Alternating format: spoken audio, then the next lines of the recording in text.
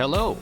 We would like to introduce our STH-PAS, a genetic test developed by TBA in Japan. STH-PAS is very simple and easy test for anyone and can be used anywhere.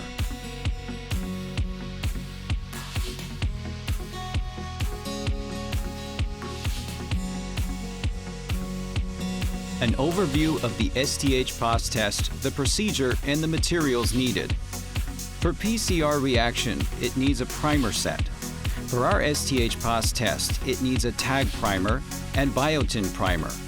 Tag is a short DNA sequence. For target DNA or RNA of the sample, suitable primer sequence is designed. As an example, there are 4 kinds of primer sets with 4 different tags and biotin primers. After PCR amplification, the target-specific amplicon is obtained. The amplicon has a tag on one side and biotin on the other side. Then add the development solution and streptavidin conjugated blue latex beads. The blue latex beads bind to the biotin. Finally, a PAS strip is inserted into the tube. The amplicon flows horizontally from bottom to top by the developing solution. On the PAS strip, TBA has already printed complementary DNA in line from bottom to top. 1, 2, 3, 4 for each tag. 1, 2, 3, 4.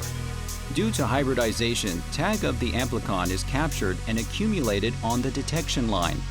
This gathered amplicons show blue color by latex blue beads. This is the basic principle of STH-PAS.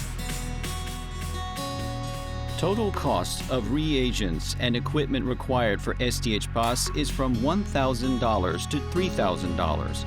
Compared to other methods, it is very reasonable. The introduction of STH-PAS will contribute to the prospect of great cost reduction. No special knowledge and no expensive equipment is required. STH-PAS is an extremely simple genetic test using an inexpensive equipment. However, the quality of the test results of the experiments can be trusted. We have already provided our STH-PAS to many researchers at research institutes, hospitals, and universities around the world. The advantage of STH-PAS is high sensitivity. Visual detection technology is generally considered to be less sensitive than fluorescence detection. However, the STH method uses a primer with a single-stranded tag, and this part remains single-stranded even after PCR, so no denaturation step is required. In addition, there are no competing complementary strands, and there is an opportunity to detect all PCR products during chromatographic detection. This results in high sensitivity, which is comparable to the fluorescence method. The second advantage is the easy addition of multiple detection. Our DNA chromatography can detect multiple targets simply by adding a detection probe. The third advantage is that strips can be used in common. Even if you have a number of detection groups, you can use the strips in common by using a common tag for target-specific primers within the group. These are 3 advantage points of STH-PAS technology.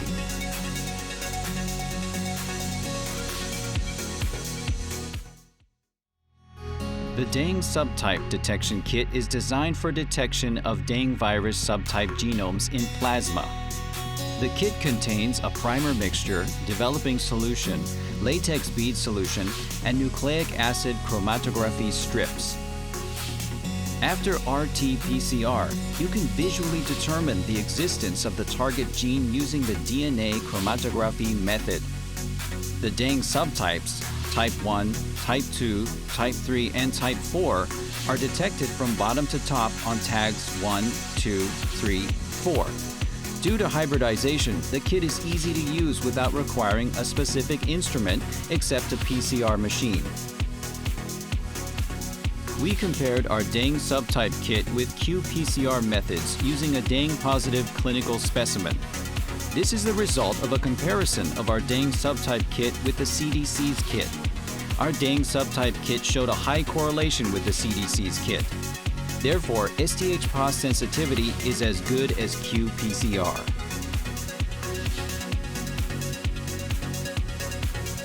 The viral RNA must be extracted from the sample before using this kit. The recommended method is to use a commercially available spin column method.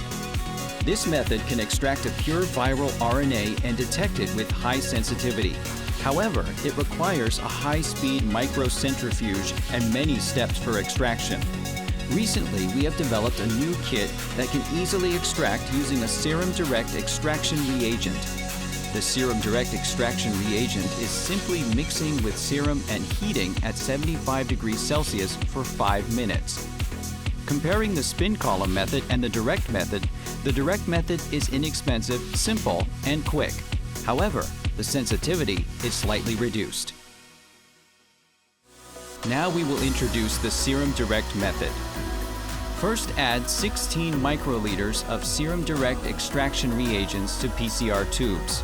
Add 4 microliters of sample serum.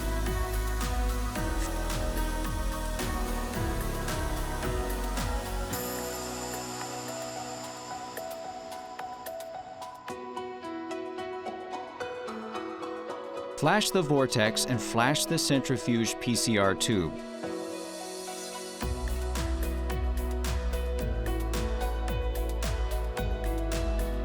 Heat the PCR tube 75 degrees Celsius for 5 minutes.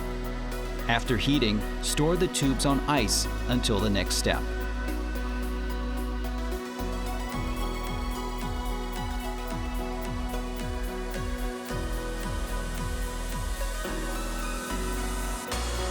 PCR reagents are prepared on ice according to the recipe in the table.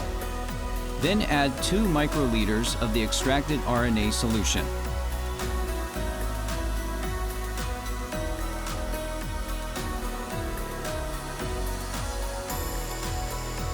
Flash the vortex and flash the centrifuge PCR tubes. Store the tubes on ice until set in the thermal cycler.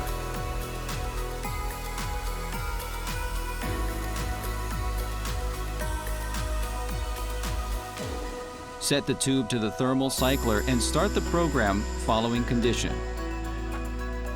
It is strongly recommended to perform the reaction with a hot start.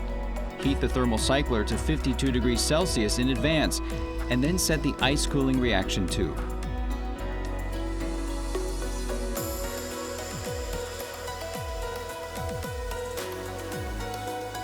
Mix the dilution buffer and the latex beads, 10 microliters plus 1.5 microliters per test, with the vortex mixer. Open the caps of the PCR tubes after RT-PCR and add 11.5 microliters of latex developing solution prepared before. Mix the tubes thoroughly with the vortex mixer and flash centrifuge.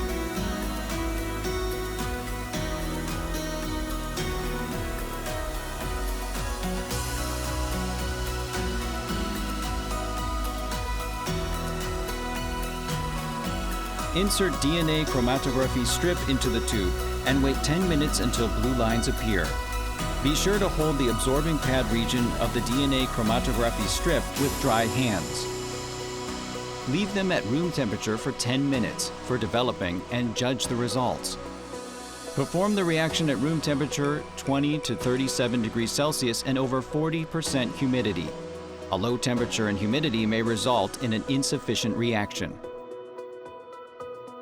Thank you for watching our STH-PAS introduction video. If you have any questions, please contact TBA. More information about STH-PAS is available in the following technology introduction video.